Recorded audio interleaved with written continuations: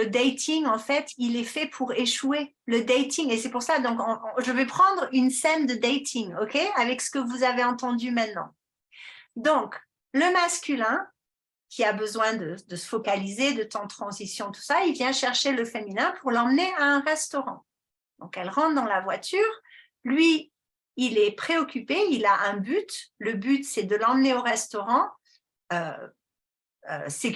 sécurité, d'aller s'asseoir et de commander un... Et elle rentre dans la voiture et elle est donc dans son angoisse de plaire. Est-ce que je vais lui plaire? Est-ce qu'il me trouve belle? Est-ce que...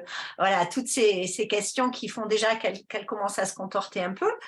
Et puis, elle essaye de créer de la connexion, du lien. Donc, elle va lui poser des questions. Ah oui, est-ce que tu es déjà allé faire ci? Ou est-ce que, oh, tu as vu ce bâtiment-là? Tu es déjà allé? Ou n'importe quoi. Pendant que lui, il conduit, il essaye de focaliser. Et en fait, tout ce qu'il va entendre, lui, parce que quand un masculin est focalisé, il va entendre un genre de bruit, mais il ne va pas vraiment être à l'écoute de ce qu'elle dit. Donc, elle va pas se sentir entendue, pas se sentir écoutée. Ça va la rendre nerveuse et elle va parler encore plus. Parce que quand un féminin est nerveux, on parle pour essayer de recréer du lien. Donc, toute la route va se passer comme ça. Il arrive au restaurant, donc maintenant, le truc, il faut trouver une table, il faut s'asseoir, et puis après, il faut commander. Donc, il y a plein d'objectifs. Et elle, pendant tout le temps, elle essaye de connecter.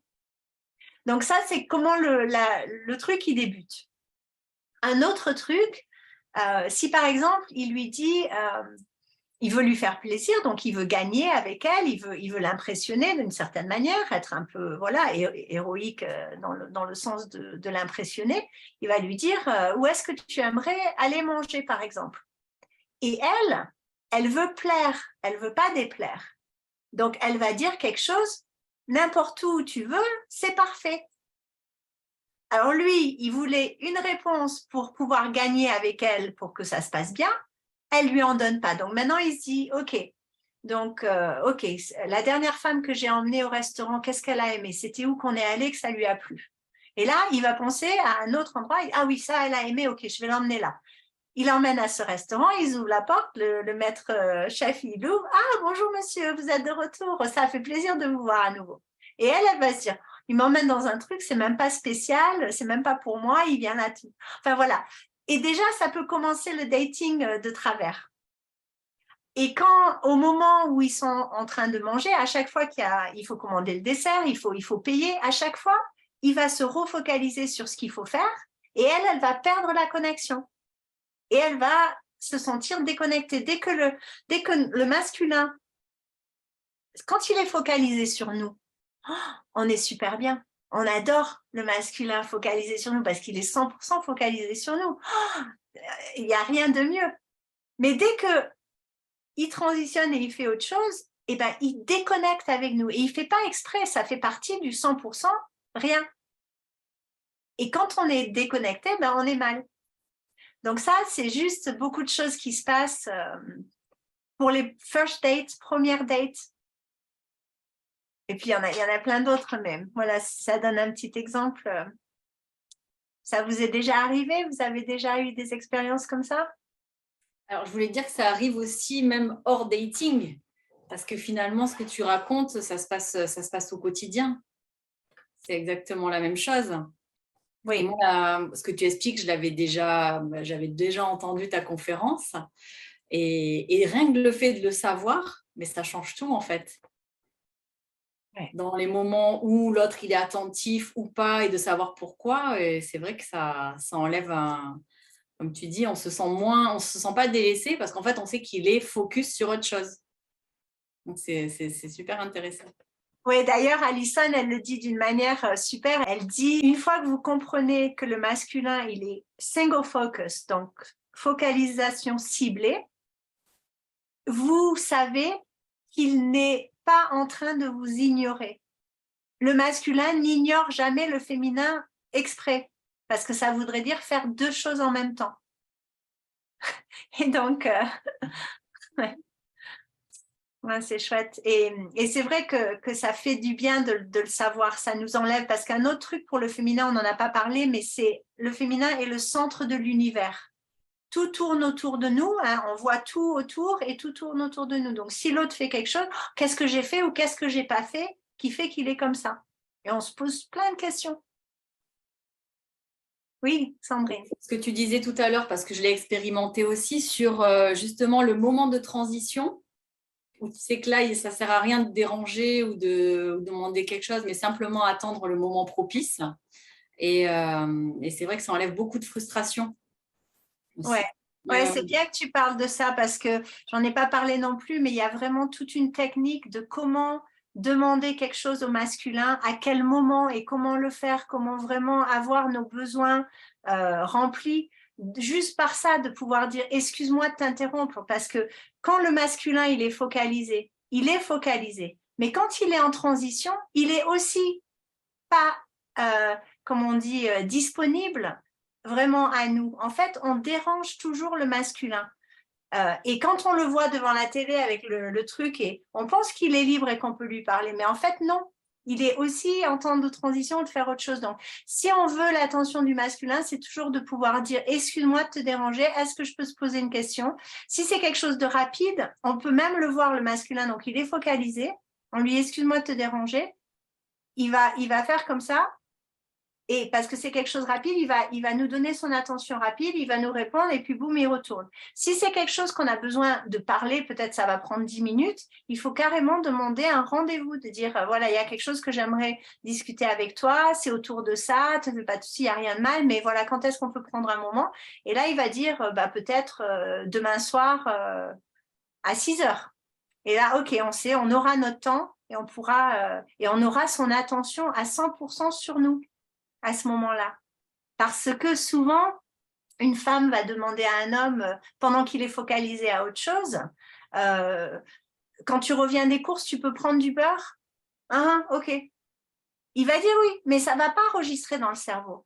Et il va rentrer, il ne va pas ramener le beurre. Ah, mais t'as vu, t'avais dit que tu prenais le beurre. Petite dispute.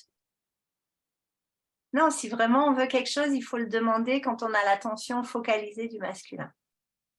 De partager ce travail qui a changé ma vie, mais pas ma vie que de couple, ma vie avec tous les hommes dans ma vie, que ce soit des petits garçons avec qui je travaille ou des elders, des sages, et puis aussi avec les femmes, parce qu'il y a tout un enseignement autour des femmes et l'instinct féminin entre les femmes, entre elles, la compétition féminine, devenir la reine, vraiment de la souveraineté de la femme. Il y a beaucoup d'enseignements. Alison, elle a passé, comme je dis, 30 ans à étudier les hommes et les femmes et vraiment à nous aider à être dans notre souveraineté. C'est peut-être pas trop tard. Tu sais, des fois, il y a quelque chose de miraculeux avec le masculin aussi. C'est que souvent, quand on demande pardon, bon, ça marche des deux côtés. Hein. Ce que je disais pour le féminin, quand il y a le rage monster, demander pardon, c'est super. Mais en général, si un féminin peut vraiment prendre responsabilité pour des choses qu'elle a fait dans la relation et de demander pardon, pardon de t'avoir critiqué, pardon d'avoir voulu que tu sois une femme parfaite avec des poils et des muscles, enfin toutes ces choses qu'on peut vraiment prendre responsabilité pour nos parts. Le masculin, il a une capacité à accueillir ça et à... Moi, je l'ai vu plusieurs fois ça, donc... voilà, c'est possible. Et puis, si c'est pas lui, c'est pas grave. L'important, c'est pas de se taper sur le dos, de dire j'ai mal fait ça, j'ai mal fait ça. C'est plutôt de dire la prochaine fois, j'utiliserai ces outils et ça se passera autrement. Le masculin, il a une capacité à sublimer le féminin quand lui-même est bien dans sa peau. Et après, les femmes ont toutes les chances d'être heureuses.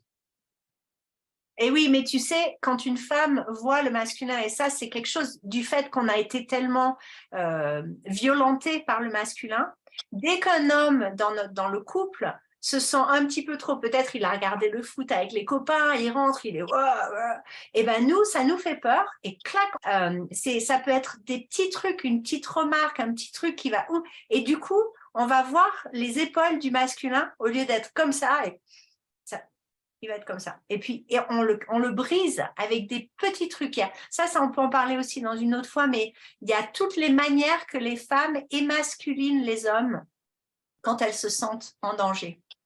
Ça peut être lever les sourcils là. Rien que ça. Clic, clic, un petit coup. Donc, ouais. Oui, mais comme tu dis, elles ont subi aussi.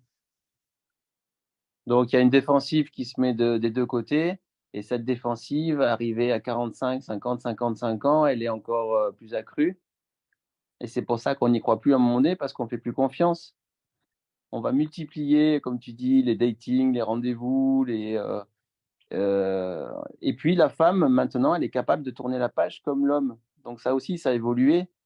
Il faut juste y croire. Faut encore y croire. Y croire que nous, on en vaut la peine. Donc, s'aimer assez soi-même. Donc, je vous le recommande. C'est faire une cérémonie de mariage pour votre féminin et masculin sacré. Quelque chose de symbolique, un petit rituel, mais dire voilà, je me choisis moi et je vais faire tout ce qui est bon pour moi, prendre soin de moi. Et quand on fait ça, eh ben, on devient magnétique pour l'autre, qui est attiré par ce bien qu'on se fait. Et moi aussi, je veux ça. Allez.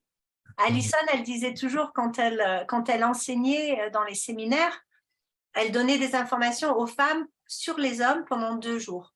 Et au début, les femmes disaient « Ah oui, ah oui ». Donc, ça réveillait un peu l'espoir.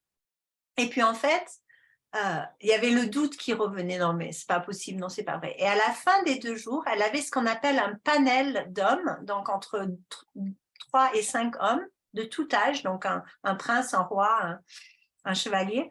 Et les femmes avaient écrit des questions sur des papiers et les hommes avaient ces questions.